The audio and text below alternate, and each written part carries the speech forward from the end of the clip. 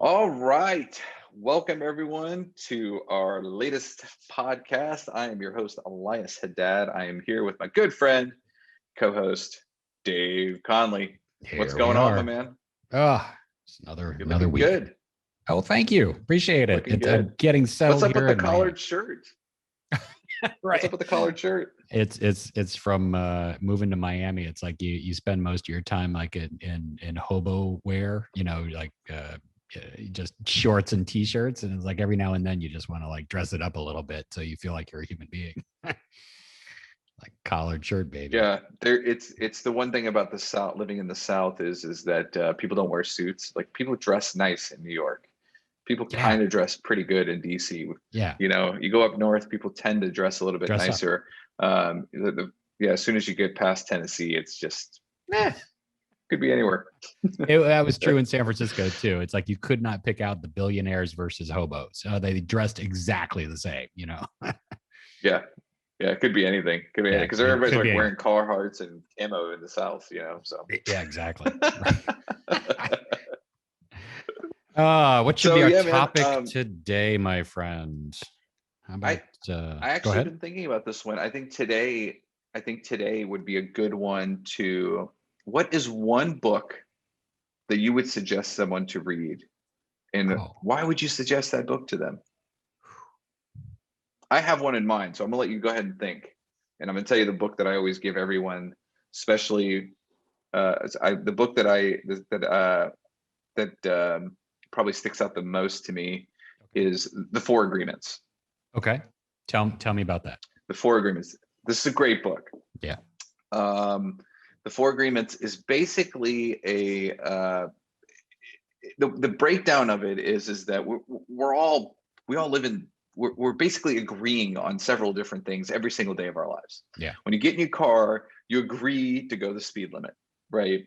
When you get your driver's Mostly. license, that's an agreement. It's an agreement, Yeah. right? It's the agreement is you're going to follow the rules. Like we agree that we're not going to break the law, and if you break your agreement, somebody's going to come in and hold you to that agreement.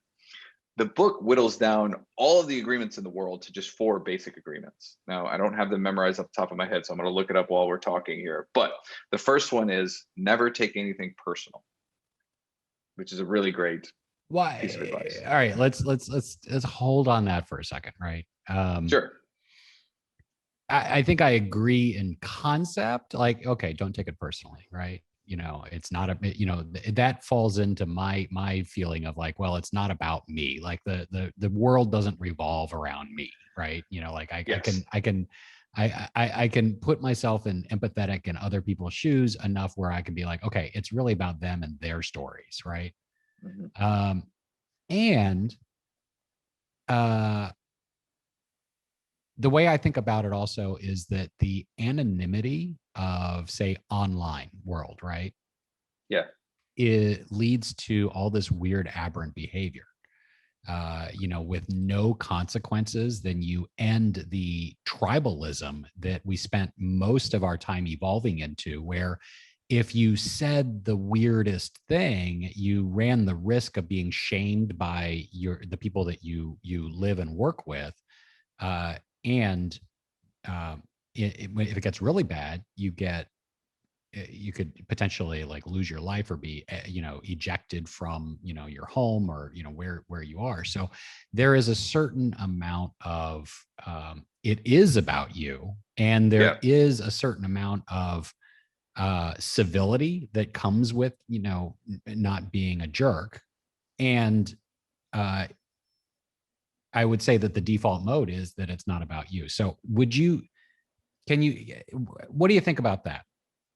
So I see where you're coming with it. I think so for my experience with the not taking anything personal. So I went through obviously both of us have gone through divorces, but when I had a And some of it was definitely about me, right? yeah, it was definitely Yeah, personal. it But was I had personal. well, so when I left the franchise network and started my own company, Yeah. somebody that was very close to me, somebody that I literally would introduce her to my other mother. took over the brand and took 60% of my agents, which basically took, for me, was like, you're taking food out of my daughter's mouth Yeah. and you're doing that. And then I went back to this book and I actually reread this book. This is one of those books I literally read like 4 times, once a year. Like I've read it 40 times. God knows how many times I've read it. I've listened to it. I'll re-listen because it's like 2.5 hours to go through that book. It's a very small book, very easy. Um, but I sat there and I eventually forgave her, just for my own reasons, and which is personally kind of counterintuitive of what I'm talking about. But in the end, I didn't take it personal. It's business. Like, yeah, I was like a son to her and all this stuff. But in the end, like I think we've had this conversation before. Everybody has an amount that they it may never be an actual amount of money that you're willing to give up on somebody. But sometimes there's like somebody's like, hey, look, I'm gonna give you $10 million. Don't ever talk to this person. You may be like, I may do that, but there's an amount there. But most of the time, there isn't, there may not be that actual amount there. But so I eventually got to the point where I think the don't take anything personal is almost, because when you do, you're holding on to it, right? There's that still you're holding on to something, because if you took it Okay. personal, then you're that's the way I look at it. Okay, that definitely sounds very different to me, which is don't sweat the small stuff, don't hold on to things, don't, Yeah. like it never serves you to hold on to stuff from the past. And if it's clinical, like it's PTSD, right? Yeah. So definitely, backwards facing doesn't work. Yes, exactly. So that was my first one. Be impeccable with your word. Pretty basic. God, I wish this one was like a face tattoo on everybody's, like it's just no kidding. Yeah, and it's a great piece of advice. Like, it's so much easier to be honest than to be a liar. Like, it just takes the bandwidth to be a liar. I've been a liar in my life. I've lied to people. The bandwidth to be a liar just takes up a lot of energy. Number 3. Right. If you just tell the Oh, truth. Well, like let's stay on this one just for a second, because this one's awesome. Sure. This one's awesome because this is about integrity, right? Mm-hmm. I run into this because I also am doing some dating, right? And in my past relationships, and one of the things that's my learning edge right now is learning to trust people, right? I'm in a new environment, new city, and I get very trigger is such a triggering word, right? I get very I'm very cautious when somebody's words don't match their actions, right? Mm-hmm. I'm always watching actions versus their words. However, I realize, again, if you don't make it about you, that people live these busy, weird lives, and things slip out. I'm sure there are things where I haven't been in integrity just because I forgot, right? It's not with malintent. Yeah. I think this flavor of integrity, or this flavor of be true to your word, is, look, it actually takes a lot more energy to lie, right? Like, you have to keep things straight. You have to keep it in mind. Be conscious that you're also trying to control, and the ability to control other people or control, circumstances is way beyond you. So if you just release that one, it's important. And when you are acting in integrity, then you're acting also with good intent. So I think that one makes, God, I love that one, as long as you also put it in with the first one. Yes, absolutely. And I think that's where these pair up so well. And the other ones. The next one that is my favorite is don't make assumptions. This is, for me, is the hardest thing to do, because one, we're kind of judgy people anyway. So their instant thing is like, well, I'm assuming this, and it's a easy habit to have, and it's a very difficult one to break. And these 4 agreements, this is one of the ones that I catch myself more than anything doing. So I'm pretty How easy so? not to lie. Well, I'll see, let me try to think of a good example. Um, just let's say it's on a work perspective. Um, uh, in it, I will immediately try to come to conclusions to why this had happened, as Yeah. opposed to getting all of the information that I need to make an actual conclusion, because a conclusion is not the same as an assumption, right? So when the assumption happens, then is that truly the conclusion of what's really happened? So it's and I find myself like, well, they probably, if agent left my office, so I was like, well, they probably just didn't like the way that I handled the situation. Or but instead of but the reality is like, get the person on the phone, see why is this person leaving, Right. like the exit interview of an office kind of thing. But it I see myself doing it all the time. I see it all the time. Like, why didn't this person answer my phone? I'm all of a sudden assuming that they're doing this, whatever that may be. And it is, I think, we make assumptions daily on all, even the most minute things, and we don't realize that we're just making the assumptions of those things and not getting the correct answers, or not really digging in and finding the exact answer. My And go ahead. my ability to read minds is still terrible, right? Like awful, right? My stock portfolio would be way different. My days would be just a little bit different if I could read people's minds, right? Yeah. Uh, and that's about you, right? Like trying to think Hmm. that, again, if you don't make it about yourself, then you're not looking through other people's lives with your lens, right? That's right. And some of the most powerful questions are just asking people like, well, what was your experience, or what did that mean, and why did that happen, and in the most non-judgmental way, right? Yeah. It's again, it's not about you, right? Yeah. So if you start with like whatever their needs are, just assume that they are acting in their best interests, right? And that they're acting in generally with integrity, and that they're being true to themselves. And if you take and you sweep all of those together, which is why I'm really liking this, you don't make assumptions. You have to like take the unknown and make it the known, right? Hmm. And the last of the four agreements is always do your best, which is, you would think, is a common knowledge. Everybody should always do their best. And this is something that out of the four agreements, it was the one that I kind of always been that anyway. So uh, I will tend to not want to do things because I don't think I can do it as good as I probably want to be doing it. So I'll just be like, screw it. I don't like playing that sport because I suck at it. Right. So I'm not going to do my best at it. So I won't do it. Right. What was the sport that you started with that? I mean, what Any was like, sport oh that my God, required running or a ball, like it was out. basically I sucked at. If it required Soccer punching you in out. the face or choking you, I'm pretty good at that. You're in. Yeah. I can hit if pretty we if we hard. can if we can roll, you're good. Yeah, if I can wrestle or jujitsu or karate or boxing, yes. If it You're took me, in. I had to run after a ball or chase somebody, no, Forget it. no, it's not me.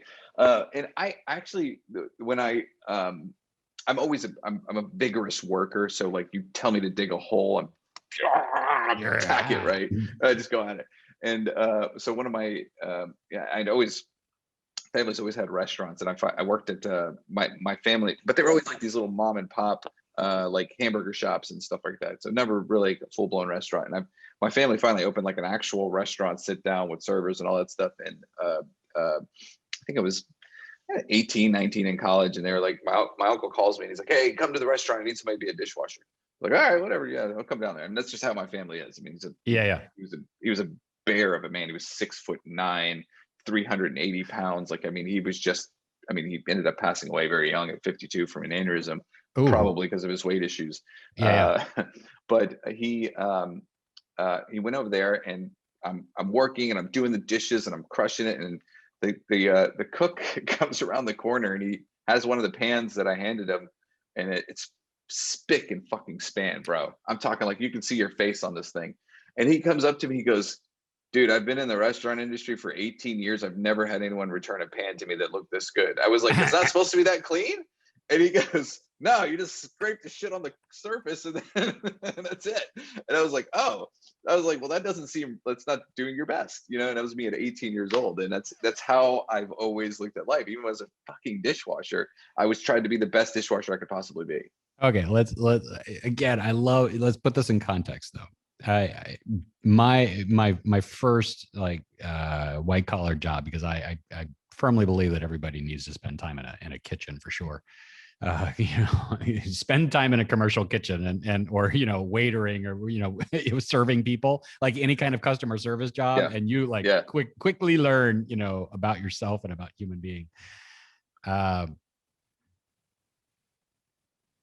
This always do your best. My first boss was from Texas, right? And I swear to God, the Texans have a way with words. There's a beauty about Southern culture, and half my family being Southern. Like there's always a turn of phrase, right? They are kings and queens of the metaphor. And two phrases stick out for me, which was when he really was unimpressed with whatever it is you did, but you did it. He would say, even a blind squirrel finds a nut every now and then. So he just like knocking you down just a little bit. I got to that one. Or he would say, I'm taking you out to the woodshed, Conley. That was another one of his phrases. But the other one that I keep close by is the juice worth the squeeze, right? So I've never heard that one, but I'm gonna yeah, use it. right. So let's think about like the spick and span, like always doing your best, and like, okay, so your best and my best might be totally different, right? So Yeah. how do you gauge your best? How do you know when to stop? How do you know when to say no? How do you know boundaries, right? What's that like? So when it comes to like work stuff, it's very much always doing your best, is trying to hit your goals, getting there, getting to the point. On the personal level, even on that is, I guess it is a matter of perspective on what your best is, right? And I think, as somebody, I coached middle school wrestling, and that was the one thing that I tried to put out there is like, it doesn't win, and it's hard for a kid, especially individual sport, where you got to have a lot of fortitude to get your ass whipped in front of 70 people and you're the only person on the mat, besides your opponent. And so I think it's a moving goalpost to that person, in the sense where I was the dishwasher and I basically made a pan look brand new. That was my best because I just didn't know any better, right? It's kind of like I was in a real estate training class, and the coach was actually talking about saying the close ratio for a specific kind of lead should be about 7%, right? Okay. And he was telling the story of how, and in one of his training classes, the lady in the back had a lady that was in the back of one of his classes had come up to him about a year after taking one of his classes. And she's like, hey, I just want to let you know, I hit that 70% you told me I should be getting on those close ratios. He's like, 70% on that? It was supposed to be 7%, right? So the idea is like, what is your best? Because you don't really know. And then somebody kind of puts it in your head of like, this is the number that you could be hitting, because the number was there, and she thought that this was the number there. So I think there is perception is everything there. On what the best is. And I think in your heart, as long as you felt you've done your best, it's probably and I, now saying it out loud, it's kind of like, well, you do meet those people that feel like they've done their best, but maybe their heart wasn't there, right? And as long as your heart is in it, that's your best, right? Whatever that the result isn't, what matters is your heart in it to make it your best. So maybe that's the kind of nondescript description of what your best is. So do all of these only work when they're all together? I think they have to be. These are like the four basic ones, right? Like without these four, everything else can be built on these four. You could you could basically take the 10 commandments and go through and write the 10 commandments out of these four Like the 10 commandments can be Don't be an whittled down to these asshole. four. Don't kill Yeah, people. it's yeah, don't kill people. Don't bang your neighbor's wife. Yeah, You know, it's it's like a terrible idea. and then they do, don't take it personally that the guy banged your neighbor's wife. And it's like, Right. I'd yeah, solve a so lot of wars. yeah, but yeah, I think you know it. And this is why this is the book that I suggest to everyone. It's almost like required reading material. I actually one time I think I bought like 20 or 30 copies of this and just gave them all away. It's one of those kind of books. Fantastic. Yeah, I almost wanted to because there's different variations of it now. The author's name is let me see. It's like Raphael or something. He's Spanish. It's been translated in so many different languages. Miguel Ruiz, Ruiz, R-U-I-Z, Miguel. So he wrote a book. His name is Raphael. Actually, he wrote a book that falls in there. There's like the 4 agreements for business and a lot of different variations. And I kind of I coach this in our business planning, and you know, just makes it. I think it just makes people's lives better if they could just listen to this. And then from it, you know, not taking things personally is actually it's a self-worth thing as well. In some states, you find the less worth that you have, the more personal you take things, right? So being able to not take things personally at all maybe gives you more worthiness in yourself, your ability to have that worthiness to be like, if you have no worthiness, for me, and I'm just talking on my own perspective, is like your self-worth kind of goes, your ability to not take things personal, I think makes it even harder. So that's my book. In the last 30 minutes, have you thought of one book that you would fall into that realm? It's killing me because I'm like, oh, I'm not prepared and I'll tell you why. Part of it is ego driven. It's like, oh, I want to, you know, like I really want to like show like the book that has meant the world to me.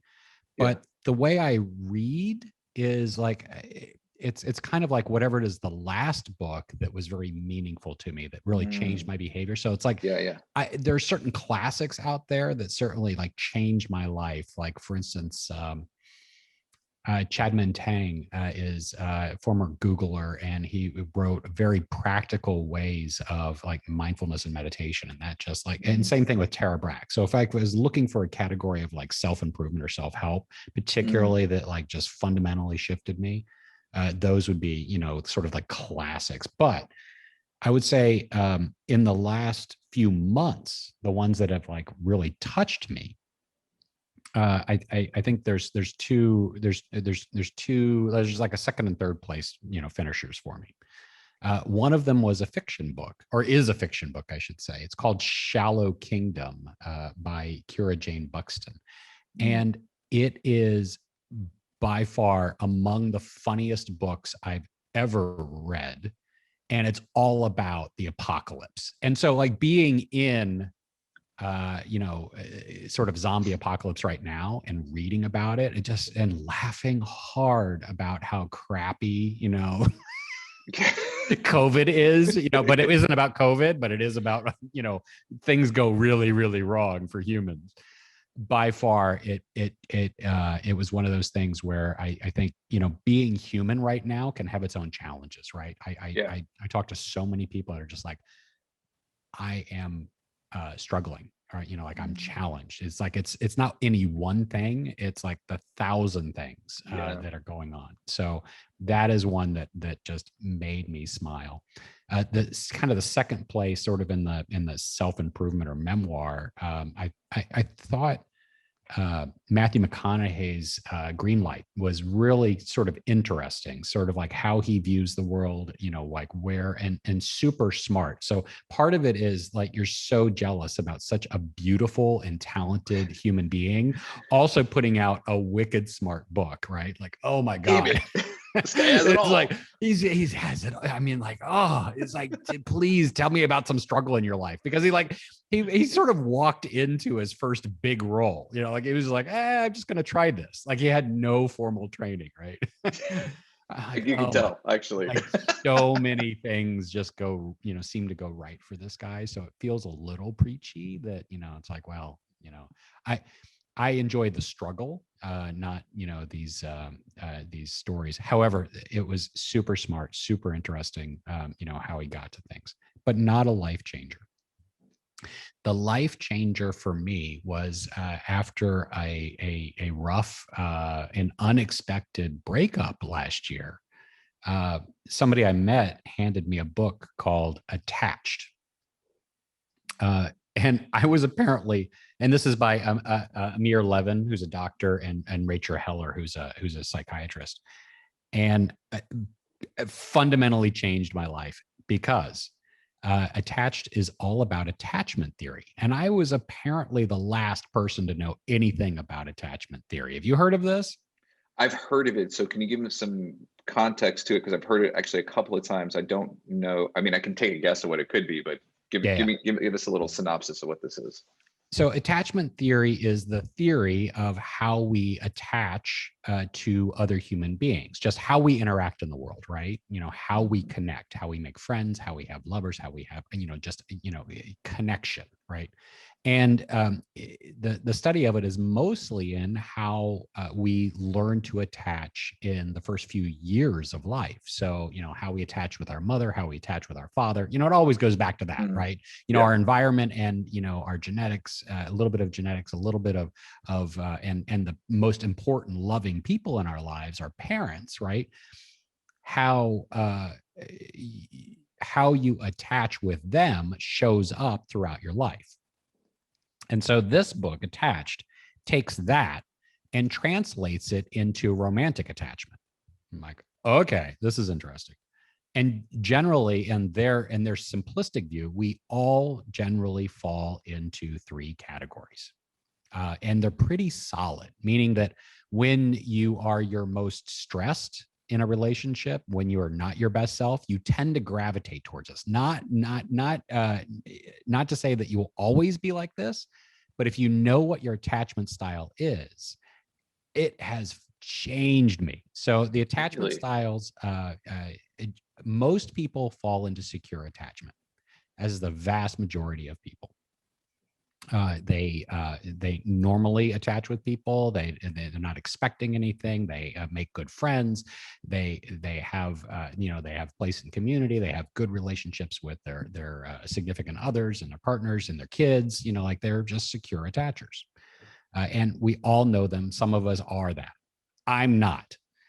The one I am is that I'm a bit of an anxious attacher, meaning I'm testing or checking in on relationships, and I may not trust the relationship. I may need like a reassurance in some way, not in a needy way, which can the needy attachers, right? Like, oh my God, like, are we okay?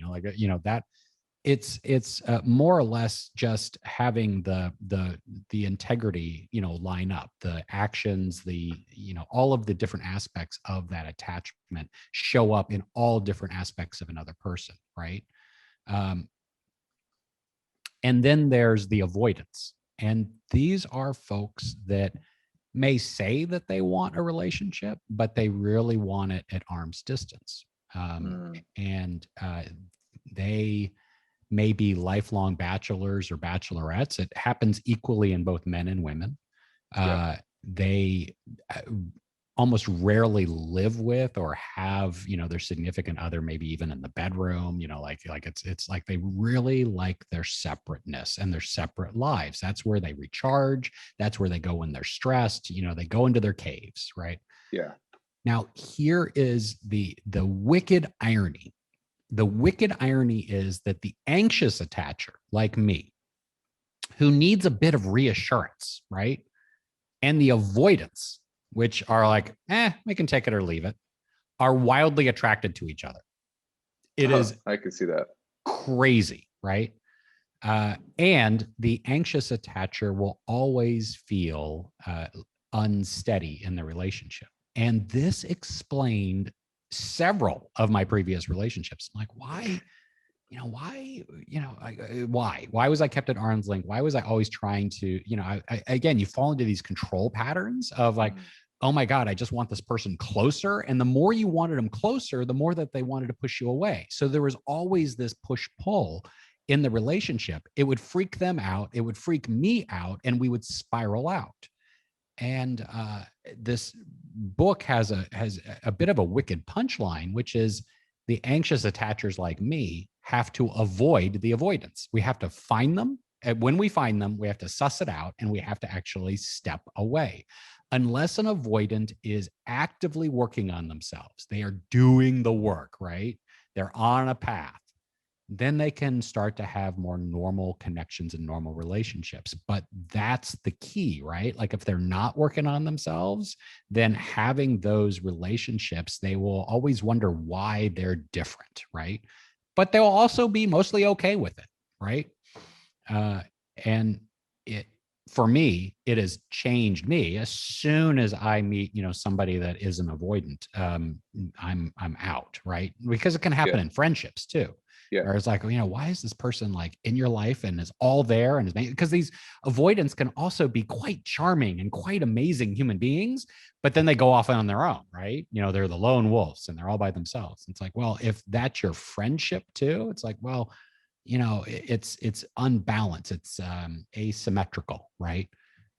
And so getting those folks out of your life too, you want to search for, and you want to get, particularly for me, a much more secure attacher, which will both, feed my, when I'm not my best, but also will bring about, the very best in the relationship, where that 1 + 1 = 3. So it is changed me, and certainly has headed off, any number of Disastrous road that dates. you could Oh be yeah, going yeah, on. right. I Yeah. was like, oh my Yeah. God, this is terrible. And I can also spot the anxious attachers. And when I'm with an anxious attacher, it sets my central nervous system on fire. It's just like not a good thing. And So yeah, I do have, so I was an avoider, yeah, because I was lone wolf. As soon as I felt like a relationship was getting close, I stiff arm immediately. I'm out. yeah, And I started doing the work in April of 2019. And it's so funny that you're like, I was like, man, that was me. I was like a perpetual bachelor. I was just mhm, like, I had no interest in any kind of relationship. And as I did the work is when I finally was like, oh, I dated, first girl I dated since my divorce was like right after I did that. and you're And partnered up now. Yeah, and I'm partnered Yeah, up now. yeah, So hearing you describe it, I was like, oh, it's me. I was yeah, like, oh yeah. shit.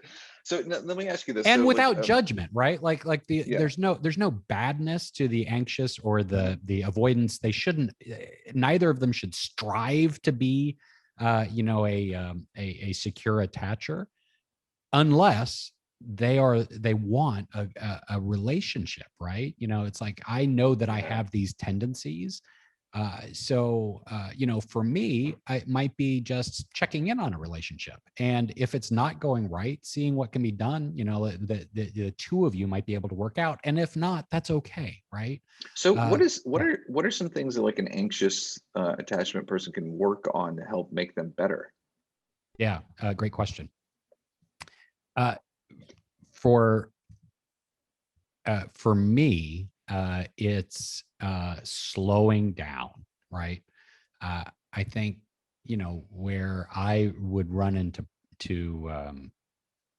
problems is as a bit of a type A, goal oriented, very, just let's see, let's see what the magic is. I can go very quickly, right? And if you find somebody else who goes very quickly, then it quickly, like manifests into something. But you are not necessarily prepared for the emotional roller coasters that people are, right? Mm. Like any crazy person can sort of hide themselves for a certain amount of time, right?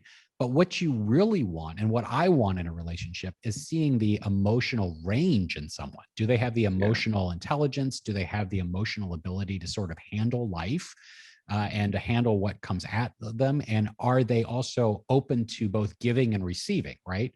Those are things that you don't find out in the first 4 or 5 dates, right? Those are the Yeah. things that you find out in the first month or two, right? Of spending Mhm. some good time with each other. And, so rushing into bed, rushing and making it physical, because I attach very quickly, Yeah. So holding off on the physicality, and because that can totally cloud my judgment.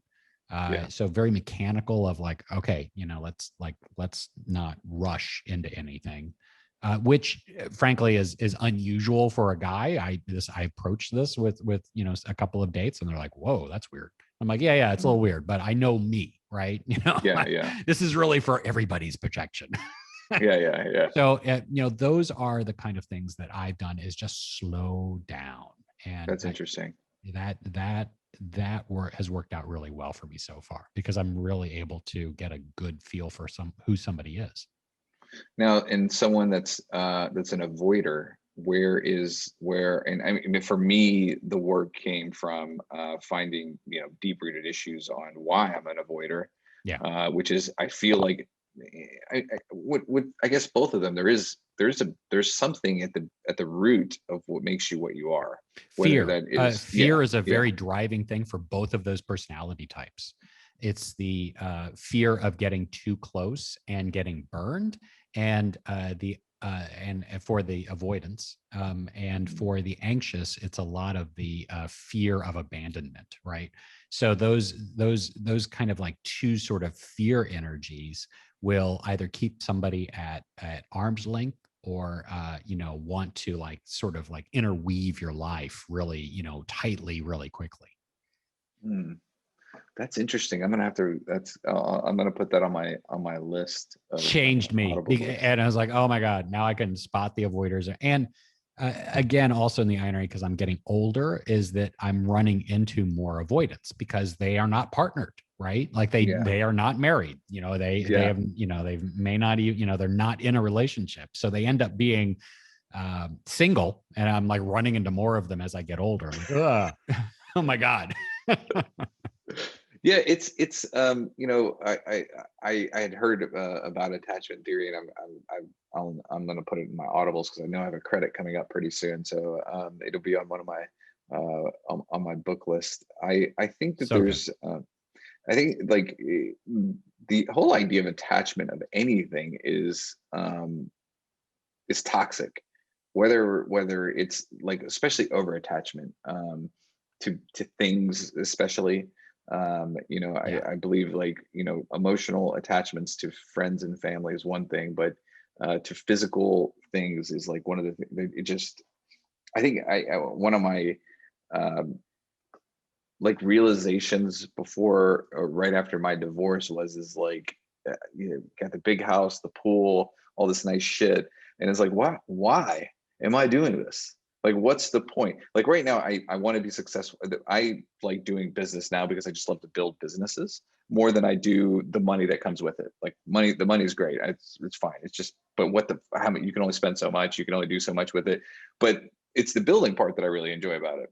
But when it's not about living in $1 million house. It's not about driving a super nice car or in any of those things. And I think what I've learned to detach myself from these name brands and other things. Like, things is such a, there's so much Stuff. shit in the world. There's so much stuff. There's a great, actually, George Carlin, who's like the master of words. Google Carlin and stuff, and he has this thing where it's this whole, it's like in the late Brilliant. mid I've heard it. 90s. Yeah. Yeah, where he's Brilliant. like, you buy Just get stuff, more stuff. you just get more stuff. And then, like, I actually remember watching that, like, and just being like, he's so freaking right. Like, it's just like, oh, what are we doing this for stuff? It's like stupid. Like, I Yeah. mean, I would love to know how the attachment theory kind of falls into the attachment to brands and things, because I'm sure that at that is even a root of another emotional or psychological impact in your life that's causing you to be attached to these things and causing you to be like obsessed with it. And even money, there's attachments to money that is just, anyone that Obscene. has, Yeah. yeah, it's obscene. Like, it's this like, And there's the sort of the clinical side of this, of like, the putting your well-being into things. And so you can get sort of a hoarding, right? Or mm, I know there were times in the pandemic where I felt like I was ordering something new from Amazon every day. Like one day I ordered tape. right? Like a pen, right? You know, like like whatever occurred to me. It's like I sort of quote unquote needed it, but you know, I didn't, right? You know, it's just like Yeah. just to have something there and it felt good, right? But I've done the big minimalism. I've done you know, like I've gotten rid of most of my stuff. I still have a storage unit, but I Yeah. travel very lightly. I mean, here in Miami, you know, like I can, you know, given natural disaster or you know, just a wild hair, I could probably be out of here in a couple of hours, right, and not care, Yeah. right? You know, grab my laptop, grab some clothing, grab you know a couple of other meaningful things, and I'm up and out, right? Um, and that's not for everyone. Yeah. I was introduced to someone amazing last year, and we went out on a couple of dates and hit it off like tremendously. Like I had not seen, you know, in a while, and after a couple of dates, the third date, she says, "You know what? We have different values." I'm like, "Oh, tell me more." You know, I was expecting something about like religion or you know, like you know, politics or some other, you know, some other value that, you know, I could wrap my head around, right? And she goes, "Well, you don't own your home and you don't even own a car." I'm like, "Yeah, I used to and I can, right?" Like I suddenly I was like on the spot of like, I can own a house and I can own a car. I just choose not to, right? You know, like this is where I am in my like I think I will in the future, but right now this works out really great for me. She goes, "Well, I'm buying my third house. I love my cars and we just have different values." And I'm like, "Wow. Okay." That was the first time I'd ever been dumped because I didn't own a car, right? Yeah. And uh, and so I think that is that's not a value. You know, like certainly the attachment to stuff. That's why the Buddhists, right? Like they're like all about non-attachment, because that leads to conflict and pain, right? Because it essentially out of your control. It's just temporary. It's just stuff, and so you know, all of those things can be taken away from you. And so if Yeah. you're attached to more and more stuff and you're seeking comfort in more and more things, then, you know, realize that, you know, you're going to get to the end of this life and one, realize you can't take it with you like the Egyptians thought, right? You know, it's like, I'm just going to load up my pyramid with as much stuff as possible. And two, you know, like if you can't take it with you, like what's all this stuff going to actually provide you comfort when, you know, we are at the end of our life? What we know, the things that we value the most is that we have loved and that we are loved, right? Those are the things that matter to people. And those are the things that you can't acquire. Those are the things that you have to work for. Those are the things that you have to like show up for. And those are the ways of being, you know, right? Like to be loved and to love others. So you know, I love the idea of non-attachment, but I think in practice, and I think how most Americans are built, like this, you know, amazing person that I'd met, it's counterintuitive and it's not natural, right? It's not Yeah. a natural way to say, well, Dave, you know, like you don't own anything. And I'm like, yeah, it's working for me, right? Yeah. And Yeah. Yeah. clearly it doesn't work for everyone. Yeah. I've so after my divorce, I literally sold all my shit. I mean, Yeah. everything that I owned, everything. Like I was How did just it like, feel? it felt amazing. I either gave it away or I sold it. And then the other thing was is like I flip houses, so I move every 2 years. And then I realized it was like I can't keep moving this furniture. Like I'm just need like I need one couch, you know, I need one TV and one TV stand and a bed, you know, and that's all I really need. And then my daughter's stuff. And so now that my daughter's a little bit older, I don't move as much just because of her own well-being. But it got to the point where I was just like, I don't need any of this stuff. The only thing I kept was my bed because it's super comfortable and I can't figure out where to buy another one like it because they Yeah, don't me make it too. anymore. Yeah, yeah, I That's do. the I thing. carry around my bed with me. It's Yeah, I have expensive, to. but you know, like it's crazy, right? But Yeah, it's like it's like you spend a third of your life in it. You better have a good bed. yeah, I completely agree. I'm actually I'm bed shopping right now, and I haven't it's a Sealy. I got to find the exact same brand. I don't know what the deal is with it. There's a lady in my office that actually works at one of these Tempur-Pedic places. I'm like, I'm gonna bring her to my house and be like, I want this exact bed. I don't care what it costs. Like I want this bed because it's so comfortable. But outside of that, everything else that I'm just not. I just don't give a shit. Like I like when I see people wearing like a Louis Vuitton belt buckle And I'm like, you're a dude. Why are you doing that? Like, you know what I mean? Like, or the big I, Arameus belts and belt buckles. And I'm like, you know, and it's like, I, I don't know. I can, you know, but having like one good quality suit, you know, like having, yes. you know, like you know, not being able to dress up from hobo, right? You know, Mhm, like having a decent pair of shoes, like these are, you know, but I totally agree. Shopping the brand is insane. Shopping, mhm. if it is you know, a quality thing that that adds to, you know, your you, great. You know, like if it's like Yeah. you do it, like you're a man, you do need a suit, right? Like there's going to be a Yeah. wedding or a funeral or, you know, like an event that you have to go to. I would take that further. And it's like, I think a lot of men, you know, could use like a really dressy suit, because like if you, you know, the time that you need a tux is like the time where everybody needs a tux. So have your own tux. It's okay. You can just leave it in the, leave it in your, Leave it in the you know, packaging. you leave it in the packaging. You're like, just have a tux. You know, it's kind of like I'm just a man thing, right? Like for me, Yeah. he's like Yeah. there's Yeah. a few quality things that I think you need. Yeah, I'm the same way. I actually go out of my way to make sure that a brand label is not exposed. I do too. So like Yeah, when I yeah, yeah, buy stuff, I mean, like, so I carry my brand, which is like, yeah. it's mine, right? And Right. and my thing was is like, it was just, I was going through this whole transformational thing right before my divorce, or just looking at this shit and just like, you know, I had just bought my wife an $1,800 purse, and I was like, why the fuck did I just do that? That's so stupid. Like, it was like It's so how dumb. you show. Do And you show care and love? You know, sometimes I that's a am a way of. gifter. Yeah, I yeah. am a You gifter. know. So Yeah, yeah, so that's the way I do show love, it's is a by love gifting language for things. you. It is, Yeah. but then I'm sitting there and I'm thinking like, I like good quality shit, but I just don't want a big label on top of it. Like, what is that? Like, you're not paying me to wear your shirt. You know what I mean? It's like, Right. and I don't want to. I want to, like, if you're paying me, if I'm sponsored by Louis Vuitton, I'll wear your shit and have it everywhere. But I'm not sponsored I'm by you. not a Actually, as a NASCAR matter of fact, driver. it's actually the other way around. Why am I paying you this much money? Like, I Right. and maybe it's my ego talking. I don't know, but and a lot of it is that I just think, just like seeing the waste that people put out there and attach to those things, and this discussion that I had with my sister. She wanted to buy these ugly ass sneakers. I don't even remember the brand name, but they were Yeah. $350 for a pair of what look like Chucks. Actually, Wow.